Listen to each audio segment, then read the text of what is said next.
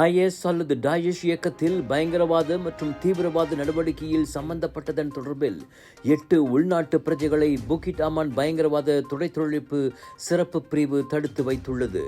6 ஆண்கள் மற்றும் 2 பெண்கள் ஆகிய அனைத்து சந்தேக பேர்வழிகளும் ஜொஹோர், கிளந்தான், பினாங்கு மற்றும் ஸ்லாங்கூர் ஆகிய 4 மாநிலங்களிலும் ஒரே நேரத்தில் மேற்கொள்ளப்பட்ட நடவடிக்கையில் கைது செய்யப்பட்டதாக உள்துறை அமைச்சர் டத்துஸ்ரீ சைஃபுடின் நசுத்தியோன் இஸ்மாயில் தெரிவித்தார்.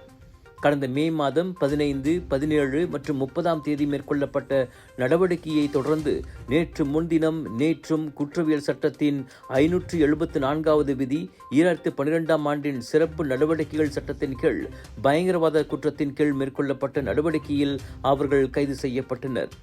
அனைத்து சந்தேக நபர்களிடம் மேற்கொள்ளப்பட்ட விசாரணையை தொடர்ந்து அவர்களால் மாட்சிமை தங்கிய பேரரசர், பிரதமர், முக்கிய பிரமுகர்கள் மற்றும் அரசு மலேசிய போலீஸ் படையின் உயர் அதிகாரிகளுக்கு மிரட்டல் ஏற்பட்டுள்ளதாக சைஃபுடின் கூறினார்.